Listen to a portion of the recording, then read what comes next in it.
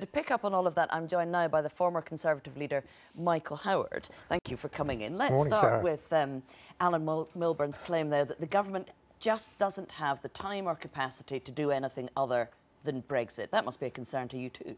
Well, I think he's wrong. I mean, I absolutely share his concern about social mobility. When I was leader of the Conservative Party a long time ago now, I used to make speeches about the British dream and the importance of social mobility. And of course, there's always more to be done, but we've actually made a lot of progress. Can I give you some examples? We would all agree that education is key to social mobility. We've got 1.9 million children now, 1.9 million children more than in 2010, in good or outstanding schools. That's incredible. His complaint wasn't that nothing's been done since 2010, it was that nothing can be done now. Well, it's still happening. Income inequality is now at its lowest level for 30 years. The richest 1% in our country are paying a greater share of tax than ever happened under the Labour years. And one of the worst things that can happen to a child is to live in a workless household. The number of workless households have been shrinking. We have more people in work than ever before. Unemployment is at its lowest level since 1975. All these things are very important. Looking at all of that, Theresa mobility. May, when she became Prime Minister last year, still said that this was a country full of burning injustices. It is, because there's always more to be done. But you say that's in the past. Only this morning, we've had an announcement that a considerable amount of extra money is going to be devoted to helping children who face mental health challenges in our schools. That's important too in relation to social mobility. So, of course, there's more to be done. Absolutely, there always is. But I think quite a lot of progress has been made on social mobility, and we shouldn't forget that. OK, well, let's move on to Brexit and this crucial summit the Prime Minister is going to in Brussels tomorrow. You'll have read the reports, like the rest of us, that she's going to offer a Brexit divorce bill of somewhere in the region of between 40 and 50 billion euros, maybe even slightly more. You said back in April that you would be astonished if the bill was anything like 50 billion euros, so you must be pretty surprised to read those reports. Well, look, we all started off with aspirations. These are negotiations. They're difficult negotiations, as we know. I don't know what the sum is going to be. Obviously, whatever it is, it's going to be a fraction of the amount that we have paid into the European Union over the last 40 years, that we would pay into the European Union if we remain members for the next 40 years. So you're now fairly relaxed about the idea of something that's around about the 50 billion euro mark? I have confidence in the judgment of the Prime Minister and of David Davis. I am content to let them decide what is the best deal. I'm confident we're going to get a good deal. I'm confident in the Prime Minister and in David Davis. Now, you know all too well, of course, the more money that we spend on the divorce bill, the less money there is for domestic expenditure. Jacob Rees-Mogg, another prominent Leave campaigner, was on this programme a few weeks ago saying that although he didn't agree with the promise about spending £350 million a week on the NHS, he really did feel it had to be delivered in order to keep people's faith in the process. Do you agree with him on that? Well, look, in the budget just a few days ago, the government promised far more than an extra £350 million for the health service, running into almost £2 billion. No, but it was £350 million a week. They didn't promise that much in the budget. Well, you know, over time, when we are out, more money will be available. These payments, whatever they are, 30, 40, I don't know what the sum will be, are going to be spread out over many, many years. The annual bill won't be anything like that. And yes, in the end, there will be more money to spend on the health service and other desirable things because we won't have to make this very large annual contribution that we've been making. Now, you've always been a very committed Eurosceptic. Do you not worry, looking at this process, that the European Union seem to be having it their way? They wanted to discuss the divorce before we talked about trade deals. We agreed to that. The Brexit divorce bill seems to have gone up substantially since the 20 billion euros that Theresa May was talking about in her Florence speech. They are getting what they want as they go through this process, and we seem to be capitulating. I don't think that's a fair assessment. There's a huge amount of posturing going on, which there always is in negotiations.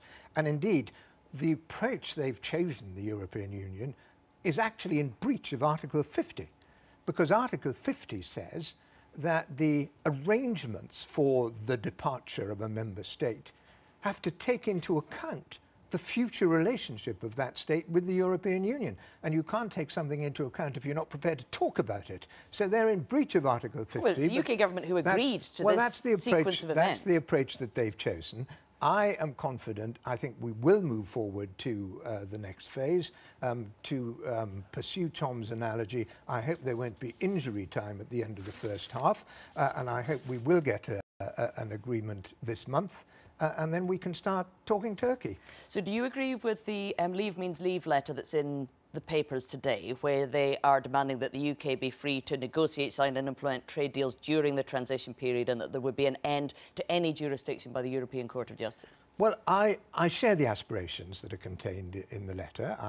You didn't sign it? I didn't sign it. Did they ask you to? No, they didn't ask me to, and I have confidence in the Prime Minister and in David Davis. So I'm not inclined myself to make demands at this stage. I think they should be allowed to get on with the negotiations. I have confidence in their ability to do so, and I'm confident that in the end we will get a good deal in the interests of the UK and of the European Union, because there is a great commonality of interest between the two of us to have a good relationship at the end of it, to have that deep and special relationship which the Prime Minister has spoken about. Now, I understand you're very carefully trying not to be a backseat driver, and as a former leader of the Tory party, you probably understand all too well how annoying that can be, but you are an interested party entitled to your view on this. I mean, another former Tory leader, Ian Duncan-Smith, is in the papers this morning talking about how important he thinks it is to end the authority of the European Court of Justice. Is that a red line for you? I'm not prepared to talk in terms of red lines. As I've said, Sarah, I've every confidence in the Prime Minister and in David Davis. I think they will end up with a good deal in our interest and in the interests of the EU. All right, well, stay there if you would. We're just going to pick up with our panel here. Steve, listening to Michael Howard, they're very carefully not trying to bind the hands of the Prime Minister, but he does clearly share sympathy with the people who do want to impose some red lines on her at this crucial time. Yeah, and I know Michael Howard is a forensic follower of politics in general, and this in particular. So I'm surprised he's wholly confident about Theresa May delivering this, given that when she returned from the last summit, when she made a House of Commons statement, she was clear, to my surprise actually, that during the transition, I'm not surprised it was the eventuality, but I was surprised she was so clear, the European Court would hold some sway. It has to. Because if the transition is to be effective, it means one way or another we will still sort of be in the single market and customs union for a time, and therefore the European Court will hold some sway. And she said it. I saw Jacob Rees-Mogg's response of horror. Yes. But she did say it. So that is already now, I think, part of the equation. So the response of her Brexiteers on this will be pivotal, but she's already said it, I think. Because, Isabel, I mean, Ian Duncan-Smith is not alone here, along with Jacob Rees-Mogg, in being absolutely resolute that the ECJ will have nothing to do with Britain once we left the EU. Absolutely, and I think that the concern amongst the sort of harder line Brexiteers is that this transitional arrangement is a continuation of the status quo and that it even might slip. Now, the Prime Minister has tried to be reassuring on that, and, you know, there has been indications it might slip a few weeks, but definitely not longer. But I think that Brexiteer MPs want more assurances that this won't just end up being kicked into the long grass, come what may. Can those assurances be given, Tom? Well, no, I don't think they will be, because the PM wants to do a deal. She's going to have to compromise, and the EU have made that crystal clear. The other choice is to walk away. It's a perfectly admirable choice, but it is a choice she needs to make. The really interesting question here is, what do these people plan to do about it? What does Michael Howard plan to do if, as he originally said, the £45 billion bill, which he never thought would happen, now is. He's now accepting that, it would appear. The four MPs that signed this letter, Jacob Rees-Mogg, Owen Paterson, a few other, quite senior party figures, what do they then plan to do if the Prime Minister compromises? Will they vote against it? Will they put their considerable legislative weight, which Michael Howard can do in the House of Lords, where their money is? Well, let's go back then to Michael Howard. Is there a point, even though you're being very diplomatic today, saying you trust the Prime Minister and David Davis to get this right, a point at which you would speak out when something that you see as fundamentally unacceptable is being negotiated by Brussels? That's a very hypothetical question, Sarah. Really? The idea that you might find something out of Brussels, coming out of Brussels, being unacceptable is hypothetical? Well, let's wait and see. As I've said, I'm in danger of repeating myself endlessly. I have every confidence in the Prime Minister and in David Davis. I think we'll end up with a good deal. You would expect in negotiations of this kind an awful lot of posturing to be done.